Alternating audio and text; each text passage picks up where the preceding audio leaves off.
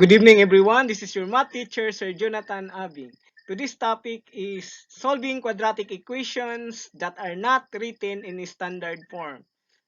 So this is the episode 9 of video module lesson. So let's discuss this lesson immediately.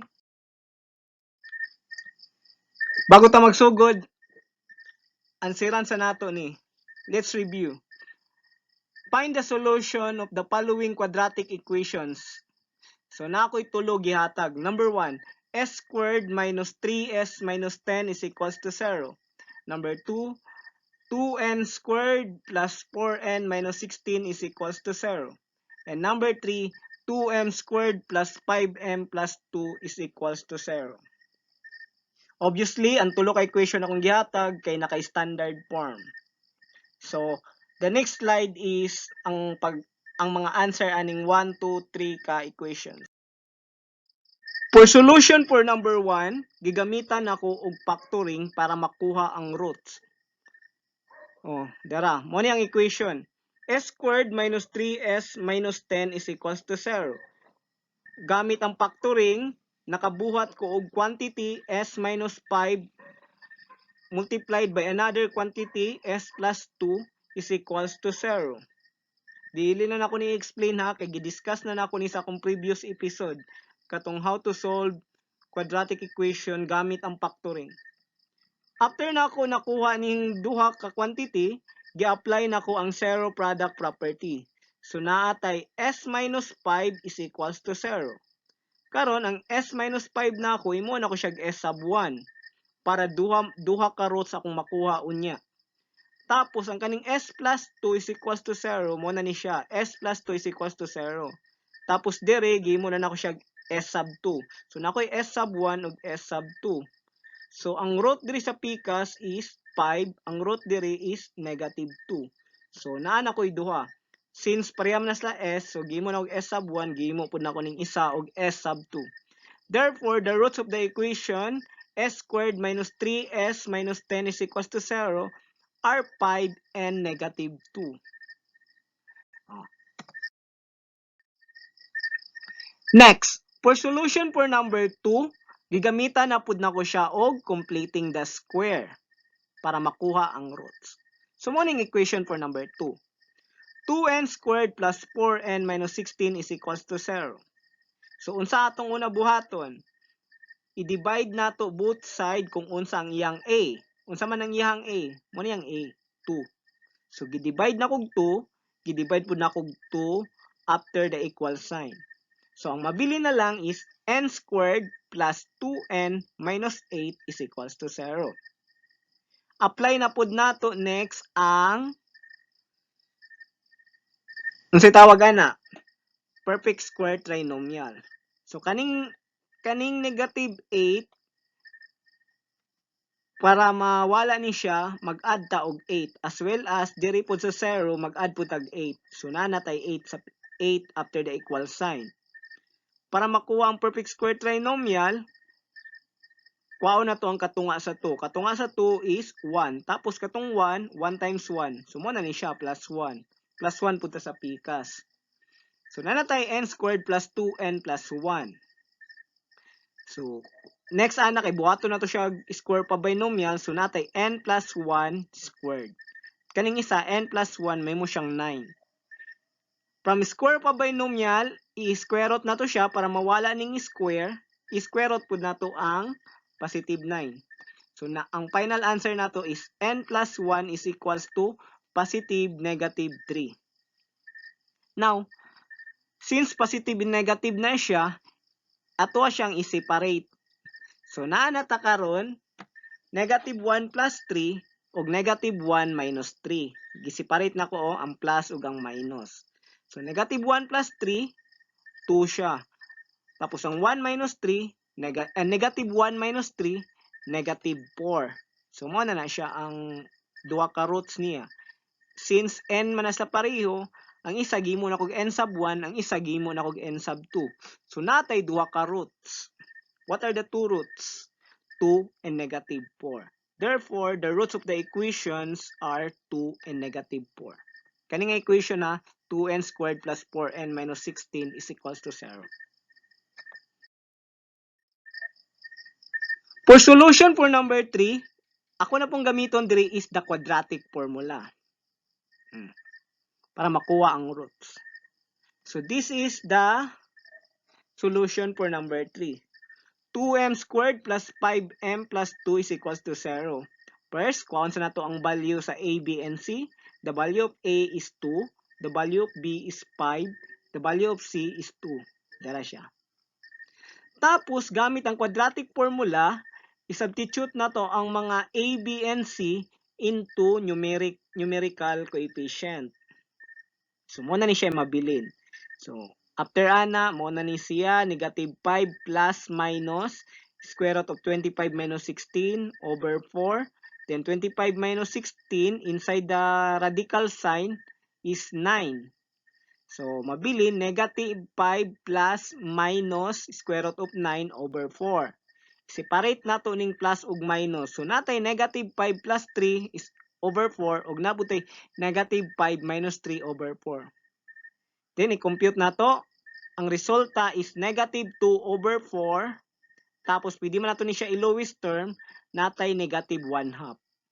So, imo nato nig x sub 1. Tapos, sa pikas, x sub 2, negative 5 minus 3, pila? Negative 8 over 4 over 4. So, negative 8 divide by 4 is negative 2. So, the two roots are negative 1 half and negative 2. Therefore, the roots of the equation 2m squared plus 5m plus 2 is equals to 0 are negative 1 half and negative 2. Guide question. Duha ka guide question akong gibutang dire. Number 1. How did you find the solutions of each equation? Answer. By applying the techniques or methods of solving quadratic equation previously learned. What are they? Pwede gamitan nato extracting square root, pwede nato gamitan og factoring, pwede po nato gamitan og completing square, or even quadratic formula. So, gi-apply man ako gaganiha. Nakita man ninyo sa example 1, 2, and 3. Number 2 guide question. What method of solving quadratic equation did you use to find each root? Answer. I apply any method as long as the equation is easily solved with the method used. Gigamitan ako kung asa masayon siya i-apply. Let's explore. There are equations that are transformable into quadratic equations. These equations may be given in different forms. Hence, the procedure in transforming these equations into quadratic equations may also be different. Once the equations are transformed into quadratic equations, then they can be solved using the techniques learned in previous lessons. The different methods of solving quadratic equations such as extracting square roots, factoring, completing the square, and using the quadratic formula can be used to solve the transformed equations. Mo ni akong gipasabot sa kuang gibasa. Let's try. Example 1. Solve x, quantity of x minus 5 is equals to 36. Kung napansin ninyo, kaning equation is wala siya naka-standard form. Pero pwede nato siya i-transform into standard form. Unsaon? So this is the solution. Since pwede nato i-apply ang distributive property, so gamito nato ang distributive property. So let's distribute x into this kaning gamito nato ning x, i-distribute nato diri sa quantity x minus 5. So ang x distribute sa x naatay x squared, din x times negative 5, so naatay negative 5x is equals to 36. Since the standard form kay 0 man ni siya diri, kailangan mawala ning 36. Saan pagwala sa 36? Simple lang, magdeduct ta og 36. So kung magdeduct ta og 36 diri, as well as magdeduct pud tag 36 before the equal sign para tabla sila. So 36 minus 36, 0. Tapos diri, may mo na siyang x squared minus 5x minus 36 is equals to 0. Kung napansin ninyo, naka-standard form na siya. Tapos, kuha na to ang roots. Apply na to, let's find the roots. Let's try to use factoring method. I-apply na kong factoring method kay dali lang siya. Dali lang siya gamiton ang factoring method sa inani nga standard form, inani nga equation. So pag-apply nato, so natay x minus 9 and x plus 4. Ngano 9 ug 4 ang akong gipili. Since ang 36 pwede siya ma-multiply between 9 and 4 because 9 times 4 is 36. At the same time, kaning negative 9, bawasan nimo og positive 4, negative 5. Gi-explain na nako na siya sa ako ang katong video nga solving quadratic equation by factoring. So, using the zero product property, i-separate na to ang x minus 9 is equals to 0. I-separate po na to ang x plus 4 is equals to 0. So, karon ang mabilin diri may mo na siyang x is equals to 9. Ang kaning pikas, may mo na siyang x is equals to negative 4. So, pareho man na sila x, mo na to ning isa og x sub 1 kani x sub 2. So, check whether the obtained values of x make the equation x quantity of x minus 5 is equals to 36 true. If the obtained values of x make the equation x quantity of x minus 5 is equals to 36 true, then the solutions of the equations are these two roots, 9 and negative 4. So this is example number 1. And this is example number 2. Find the roots of the equation quantity x plus 5 squared plus x minus 2 squared is equals to 37. Kung napansin ninyo, ang equation diri medyo complicated. Pero pwede nato siya i-solve, pwede nato siya i-transform into quadratic equation, hinahinayo nato. So, ang kaning x plus 5 squared, square pa binomial man ni siya. Pwede nato ni siya muon og perfect square trinomial. So, may mo siyang x squared plus 10x plus 25. Then, ang x minus 2 squared is another square pa binomial. So, himo na to siya perfect square trinomial. So, x squared minus 4x plus 4 is equals to 37. Dara, equals to 37. Kung napansin ninyo, duha na ka perfect square trinomial diri. Atong next step buhaton ani is combining like terms. Asa ang magkapariha? So kaning x squared ug x squared mo ni sila. I-add nato na silang duha. I-arrange nato ha. I-add nato na unya. Kay pariham na sila. Tapos ang 10x ang iyang kauban kaning negative 4x, pareha sila. So natay plus 10x minus 4x. Tapos ang nabili na lang kaning 25 ug kaning 4. So plus 25 plus 4 is equals to 37. Mo ning 37, dara. 37. Now, combine nato. Pila ang x squared plus x squared?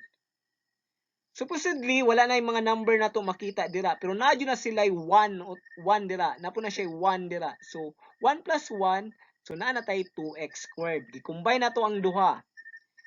Tapos dire, 10x minus 4x. So, ang 10, bawasan na to og 4. So, mo na ni siya, 6x. Tapos dire, 25 plus 4. Pila man? Very good, 29. So, natay 2x squared plus 6x plus 29 is equals to 37. Asagi ka na 37? Dara. Now, di ba ang standard form, kailangan may muna siyang 0? So, saan pag wala sa 37? Very good. Magdeduct ta og 37. So, 37 minus 37, na mo na siyang 0. Tapos, magdeduct po ta diri og 37. So, 29 minus 37. Mo na ni siya, negative 8 na lay nabilin. So, ato ang standard form karon is 2x squared plus 6x minus 8 is equals to 0. To find its roots, the easiest method to be used is factoring. So, wala gisulat pero factoring. 2x squared plus 6x minus 8 is equals to 0. Standard form. So, mag-quantity ta. So, natay 2x minus 2 and x plus 4 is equals to 0. So, i-separate na to. Apply ta og zero product property. So, natay 2x minus 2 is equals to 0. Then, dire x plus 4 is equals to 0. Then, ang kaning negative 2, kailangan mawala. So mag-add ta og 2, mag-add pud tag 2 sa pikas. So natay 2, ang mabilin diri may mo ni siyang 2x is equals to 2. Since 2 man ni siya, so mag-multiply ta both side by 1/2. So ang mabilin x is equals to 1. Diri pod sa x plus 4 is equals to 0, magdeduct ta og 4 diri para mawala ning 4, then diri pod 0 minus 4, so natay x is equals to negative 4. So mo ni siya nga 2 ang roots. Pasaw na to. The solution of the equations are 1 and negative 4. These values of x make the equation x plus 5 squared plus x minus 2 squared is equals to 37 true. That's all for today and have a blessed day. Good night everyone. And see you again for the next videos na ako ang i-upload. This is your math teacher, Sir Jonathan Abing. Goodbye.